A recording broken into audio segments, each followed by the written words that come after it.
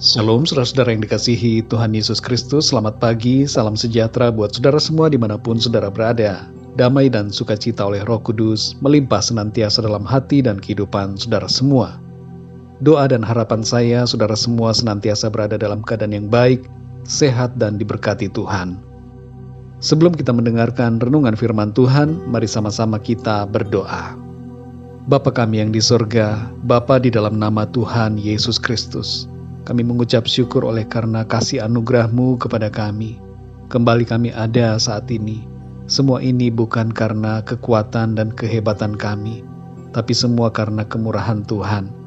Saat ini ya Tuhan, kami mau mendengarkan sabda firman-Mu. Urapilah kami, dan buatlah kami mengerti akan isi hati-Mu Tuhan. Dalam nama Tuhan Yesus Kristus, kami berdoa dan mengucap syukur. Haleluya. Amin.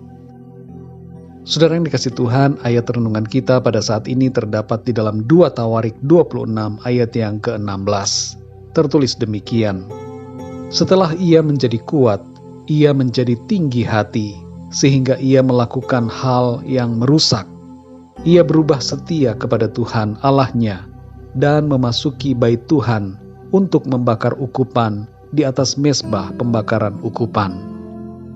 Saudara yang dikasih Tuhan, kepercayaan diri sangat penting, tapi tanpa kerendahan hati dan takut akan Tuhan, itu akan menjadi sikap arogan. Arogansi atau kesombongan tidak akan membuat kita dikenan Tuhan, tapi kerendahan hati akan membuat kita mengalami berkat-berkat-Nya. Konteks ayat pada hari ini adalah mengenai Raja Uzia, seorang raja yang memerintah kerajaan Israel bagian selatan, yaitu kerajaan Yehuda. Raja Uzia masih sangat muda, masih berumur 16 tahun ketika ia menjadi raja. Pada mulanya ia begitu setia dan benar di hadapan Tuhan. Namun sayangnya, keadaan menjadi terbalik saat ia menjadi kuat dan berhasil. Kita perlu belajar dari kisah ini, saudara, agar kehidupan kita tidak menjadi rusak, tapi senantiasa mengalami berkat Tuhan. Kesalahan Uzia adalah ia menjadi tinggi hati setelah ia mempunyai pengaruh dan kekuatan yang besar. Ia lalu mengambil peranan imam di rumah Tuhan, karena ia merasa bahwa dirinya benar dan tidak perlu bergantung pada seorang imam untuk datang kepada Tuhan. Ia membakar ukupan di atas mezbah pembakaran ukupan, sesuatu yang nampaknya baik, tapi tidak sesuai dengan perintah Tuhan. Kita dapat membaca di ayat-ayat selanjutnya, bahwa Raja Uzia kemudian mendapatkan kusta sampai akhir hidupnya, oleh karena ia telah melanggar kekudusan Tuhan.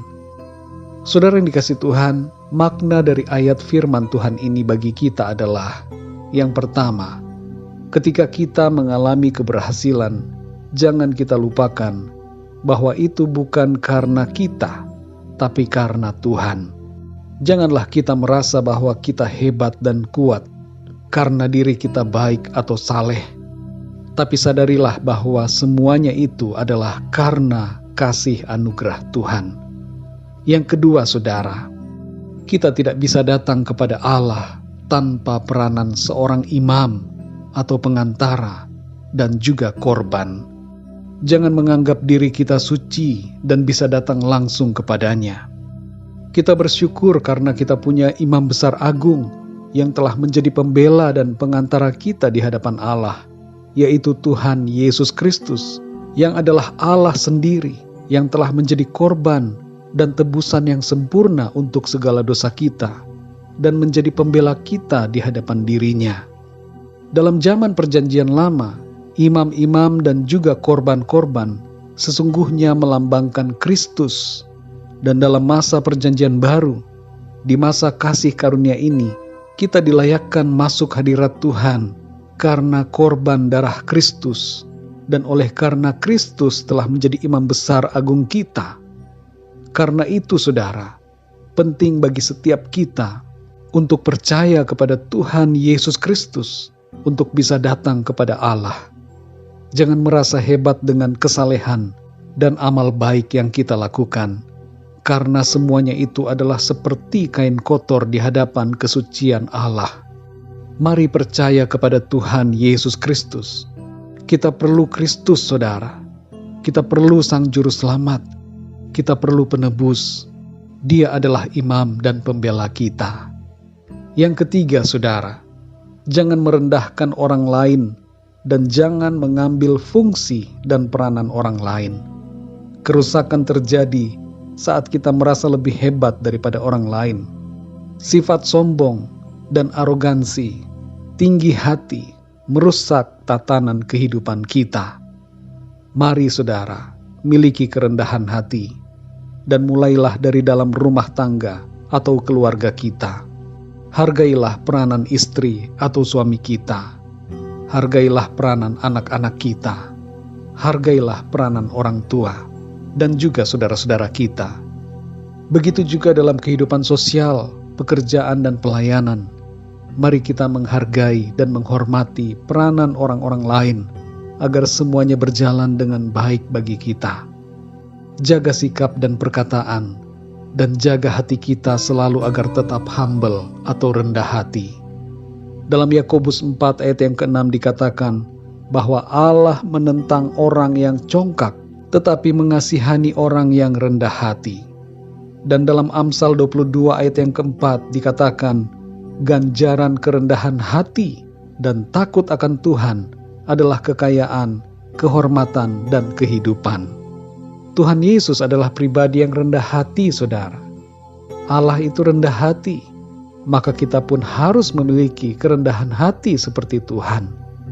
Dalam Matius 11 ayat 29, Tuhan Yesus berkata, "Pikulah kuk yang kupasang, dan belajarlah padaku, karena aku lemah lembut dan rendah hati, dan jiwamu akan mendapat ketenangan." Mari saudara yang dikasihi Tuhan, miliki kerendahan hati seperti Tuhan kita Yesus Kristus, agar kehidupan kita senantiasa baik dan mengalami berkat Tuhan. Mari kita berdoa, saudara. Bapa kami yang di sorga, Bapa di dalam nama Tuhan Yesus Kristus, kami mengucap syukur untuk perlindungan-Mu di sepanjang malam hari hingga pagi ini. Di hari yang baru ini Tuhan, kami bersyukur untuk kekuatan, kesehatan, dan berkat-berkat yang Tuhan sediakan bagi kami. Kami bersyukur untuk sukacita dan damai sejahtera yang dikerjakan oleh Roh-Mu ya Tuhan di dalam kami.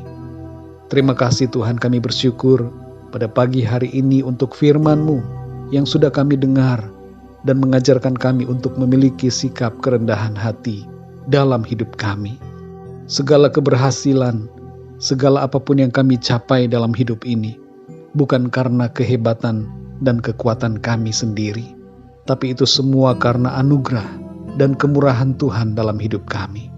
Ajar kami untuk selalu menyadari dan merendahkan diri kami di hadapan-Mu Tuhan.